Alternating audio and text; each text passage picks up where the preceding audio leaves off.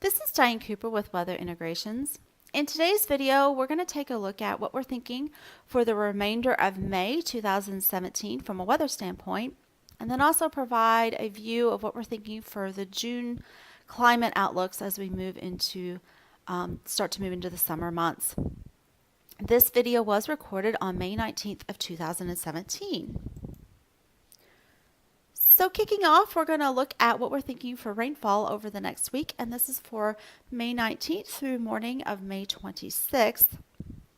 And we've had a pretty active weather pattern through the month of May so far, and that's going to really continue for the next week. We've got just widespread rainfall that we're looking at across the central and eastern part of the U.S. The big winners, where we're looking at several inches of rain, is going to be across much of the deep south. Anywhere you're seeing reds, 2.5 inches and more. We've also got some pockets of heavier rainfall in Texas, as well as Illinois and Indiana, and then parts of the mid-Atlantic. From a temperature standpoint, we have two areas that we're monitoring. The first area we're looking at is for much below normal temperatures. This is for the central high plains into kind of the Denver region, central Rockies. It's probably not much of a surprise for those in the Denver area. They've just gotten hammered with a late spring snowstorm, so this is pretty much a continuation of what they've experienced over the past few days. We also have an area that we're monitoring for much above normal temperatures along the west coast. For precipitation through the end of May, we have a broad area of below normal precipitation extending from the northwest into the high plains and northern Mississippi River Valley. We have another area of below normal that we're looking at for New Mexico and Arizona and even a little bit of West Texas. And then we've got another below normal for far southern Florida. On the flip side, the northeast is looking pretty strong signal for seeing above normal precipitation, and that extends into the mid-Atlantic region, parts of the Ohio Valley, parts of the deep south, into the southern plains, and then into the central Rockies.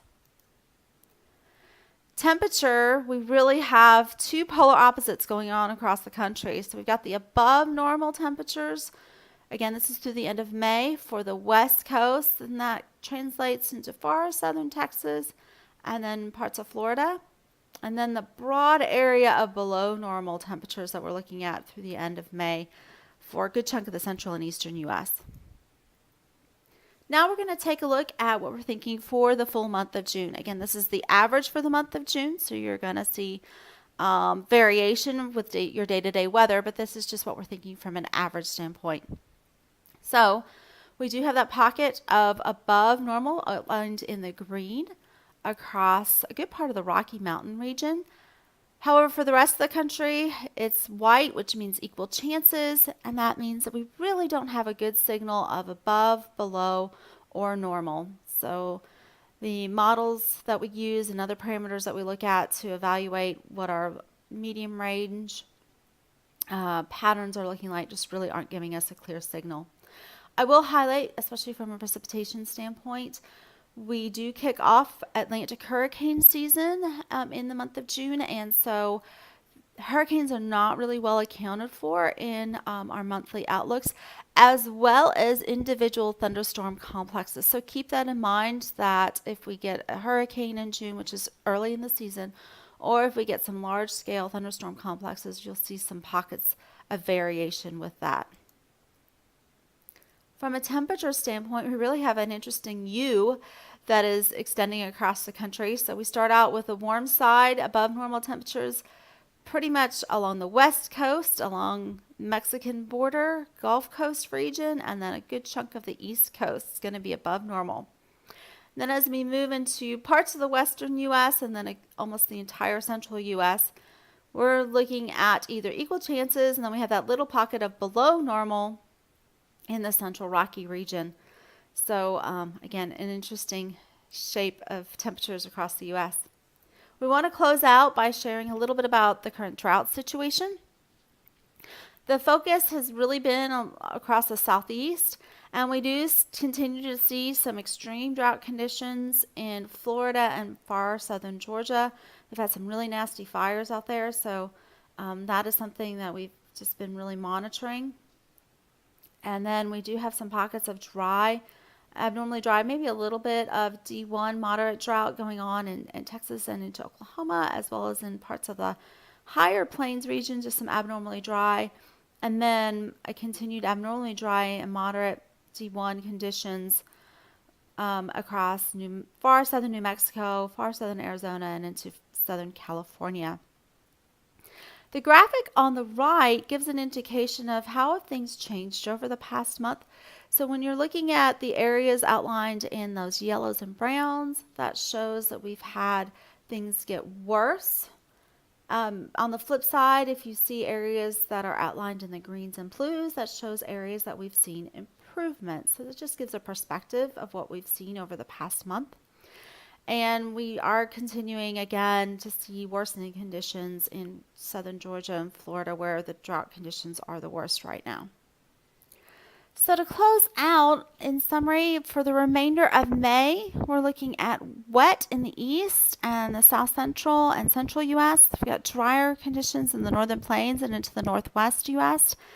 and that pocket of drier in Arizona and New Mexico. From a temperature standpoint, it's looking pretty warm in the west, and then that area in far southern Texas as well as into Florida. Well, we've got cool conditions in the central U.S. and into the east. Looking at the month of June itself, we've got pockets of above normal precipitation for the northern Rockies and Intermountain West region. For temperatures, again, that U shape, we've got warm along the coast. So that extends from the west coast across the Mexican border into the Gulf of Mexico, and then much of the east. And then we have that small area of below normal in the Intermountain West. And then finally, the drought situation, while we have seen some improvements in parts of the deep south, still concerned about Florida and South Georgia. And that's just really kind of where we'll continue to focus. Finally, just that reminder that thunderstorms can produce locally heavy rain and aren't going to be captured in the monthly outlooks, as well as hurricanes are not factored in. And then a little bit about who we are as Weather Integrations, and we are providing critical weather forecasts and notifications that are really tailored to your specific business operations. So with our weather action alerts, we always include a recommendation of how our client can alter their plans to take advantage of the weather. We highlight when is the weather going to be more optimal conditions for doing various tasks, as well as identify when are you looking at a risk scenario. And when you combine these two together, we will help you save money and improve your profits. Our Growcaster tool is focused for those in agriculture. If you are in agriculture, we encourage you to try our 14-day free trial. And you can go onto our website and register for that at weatherintegrations.com/growcaster/info.